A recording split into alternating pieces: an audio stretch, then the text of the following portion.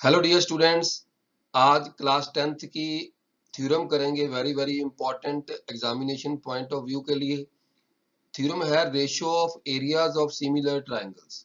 और मैं हूं Amandeep Sahni from government model high school sector 49D Chandigarh. तो डियर स्टूडेंट्स, थ्योरम है हमारे पास। ये स्टेटमेंट देखते हैं। The ratio of the areas of two similar triangles, the ratio of the areas of two similar triangles। दो सिमिलर ट्रायंगल्स दिए हैं हमें, जैसा कि आप नीचे देख रहे हो। दो ट्रायंगल्स, एक एबीसी ट्रायंगल बड़ी है, एक डीईएफ ट्रायंगल है। ये दोनों ट्रायंगल सिमिलर दी हुई हैं। अगर इनके एरियाज निकालें और उसकी फिर रेशियो निकाल दें, रेशियो ऑफ द एरियाज, दोनों के एरियाज को अगर बटा कर दें, उसकी रेशियो निकाल दें, इज इक्वल टू, ये किसके इक्वल होती है? The square of the ratio of their corresponding sides. ये अपनी कॉरस्पॉन्डिंग साइड्स की रेशियो के स्क्वायर के इक्वल होती है। कॉरस्पॉन्डिंग साइड मतलब, अगर छोटी ट्रायंगल ये जो एबीसी नजर आ रही है, इसकी मैं साइड लूं AB, तो बड़ी वाली में DE साइड लूंगा। अगर इसकी साइड लूं AC, तो इस वाली साइड, ये वाली साइड आ जाएगी DF। इसकी साइड BC, तो इसकी साइड आ जाएगी EF। अगर इसकी रेशियो का स्क्वायर करें तो उसके इक्वल आती है। तो आइए समझते हैं इसको कैसे हमने प्रूव करना है। तो दोनों ट्रायंगल्स में हमने सबसे पहले जो गिवन है वो लिख लेना है कि दो ट्रायंगल्स हैं हमारे पास, गिवन दी हुई। दोनों ट्रायंगल्स हमारे पास ये सिमिलर है। Triangle ABC is similar to triangle DEF, ये हमने गिवन में लिख लिया है। और प्रूफ ये करना है कि area of triangle ABC over area of triangle DEF is equal to किसके होता है? AB square over DE square is equal to BC square over EF square is equal to AC square over DF square. इनमें से हम कोई भी एक अगर रेशियो प्रूव कर दें तो बाकी अंडरस्टूड हो जाती हैं। तो कंस्ट्रक्शन, इसके बाद ये जो डॉटेड लाइन नजर आ रही है आपको, ये कंस्ट्रक्शन में है। ये डॉटेड लाइन AL है, ये DM है, ये हमने परपेंडिकुलर ड्रा किया है। Draw AL perpendicular on BC, DM perpendicular on EF। तो प्रूव करते हैं। सबसे पहले in triangle ALB and DME में चलते हैं। ये ALB वाली ट्रायंगल, ये वाली छोटी ट्रायंगल, और इसमें ये वाली छोटी ट्रायंगल, इन दोनों ट्रायंगल्स को हमने पहले सिमिलर प्रूव करना है। तो सिमिलर प्रूव करने के लिए इनमें से देखते हैं कौन से एंगल इक्वल है। ये एक एंगल L और इसमें एंगल M है, दोनों 90 डिग्री है। तो इसको हमने लिख लिया, angle ALB is equal to angle DME 90 degree, क्योंकि कंस्ट्रक्शन में हमने परपेंडिकुलर ड्रा किया था। इसके बाद ये जो एंगल B है, इसका इस एंगल E के इक्वल है, क्योंकि बड़ी वाली ट्रायंगल, ये जो बड़ी वाली ट्रायंगल है, दोनों आपस में सिमिलर है। तो सिमिलर ट्रायंगल है तो एंगल जरूर इनका कॉरस्पॉन्डिंग एंगल इक्वल होगा। हमें पता है सिमिलर ट्रायंगल की प्रॉपर्टी का कि इसके कॉरस्पॉन्डिंग एंगल्स इक्वल होते हैं और कॉरस्पॉन्डिंग साइड्स जो है वो सेम रेशियो में होती है। तो अकॉर्डिंग टू AA क्राइटेरिया ये दोनों ट्रायंगल सिमिलर आ गई।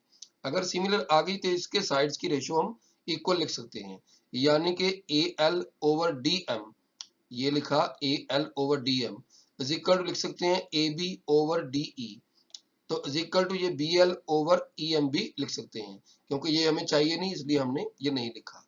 तो इसके बाद ये दोनों छोटी ट्रायंगल में हमने बात कर ली है। अब हम दोनों बड़ी ट्रायंगल में चलते हैं। क्योंकि दोनों बड़ी ट्रायंगल आपस में सिमिलर गिवन है, तो इसकी साइड्स की रेशियो भी इक्वल होगी। तो इसलिए AB ओवर DE, ये वाली साइड ओवर ये side, AC over DF and BC over EF all will be equal. क्योंकि सिमिलर ट्रायंगल्स में हमें पता है कि रेशियो ऑफ कॉरस्पॉन्डिंग साइड्स जो है वो इक्वल होती है। ये इसका रीजन हमने सामने लिख देना है। तो इन दोनों रिजल्ट से क्या मिला हमें कि AL ओवर DM इसमें है एंड AB ओवर DE है इसमें, और ये हमने तीनों साइड जो नीचे वाली ये लिख ली है और साथ में ऊपर से AL ओवर DM भी लिख लिया है। इसका मतलब ये चारों जो है रेशियोज आपस में इक्वल आ गई हैं। नंबर 1 और नंबर 2 से हमने ये रिजल्ट ड्रा किया है।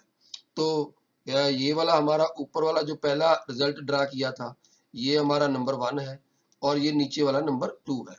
तो रिजल्ट हमने ये ड्रा कर लिया है। इसके बाद हम एरिया थ्योरम में जो प्रूव करना है उसमें है रेशियो ऑफ एरियाज। तो एरिया निकालते हैं ट्रायंगल एबीसी ओवर एरिया निकालते हैं ट्रायंगल डीईएफ। तो ट्रायंगल का एरिया आपको अच्छे से आता ही है, 1/2 इंटू बेस इंटू हाइट हम लिखते हैं, हाइट या परपेंडिकुलर या एल्टीट्यूड कुछ भी लिख सकते हैं। तो 1/2 इस ट्रायंगल में एरिया एबीसी में 1/2 इंटू बीसी इंटू एल बन जाएगा।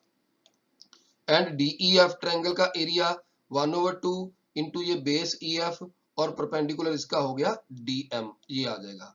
दोनों में 1/2 हम कैंसिल कर देते हैं तो बच गया बीसी इंटू एल और नीचे बच गया ईएफ इंटू डीएम, ये बच गया दोनों के एरिया की रेशियो।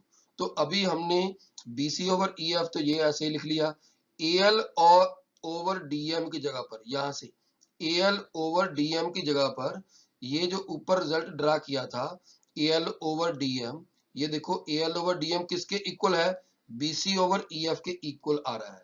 तो इसकी जगह पर हमने बीसी ओवर ईएफ लिख लिया। तो इसका मतलब बन गया BC square over EF square right hand side में। तो एरिया की रेशियो दोनों के आ गया BC square over EF square.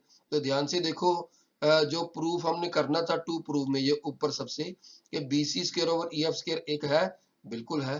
तो इसका मतलब ये हुआ कि बीसी स्क्वायर और ओवर ईएफ स्क्वायर ये तो A B square over D E square is equal to A C square over D F square के बराबर ही है, ये जो दूसरे नंबर पर हमने रिजल्ट ड्रा किया था। तो इसका मतलब एरिया की रेशियो इक्वल आ गई, A B square over D E square is equal to B C square over E F square is equal to A C square over D F square. तो देखा आपने कि 2 सिमिलर ट्रायंगल्स में अगर area की ratio निकालें तो ये अपने कोरस्पॉन्डिंग साइड्स की रेशियो के स्क्वायर के इक्वल आ जाती है अपने आप। तो मुझे पूरी उम्मीद है आपने इसको ध्यान से समझा होगा थ्योरम को। पेपर में बहुत ज्यादा चांसेस होते हैं फाइनल एग्जाम में एक थ्योरम के आने की, तो आपने ये थ्योरम ध्यान से करनी है, इसकी प्रैक्टिस करनी है, अपने आप जरूर इसको 2 4 5 बार लिख के देखना है। Thank you very much.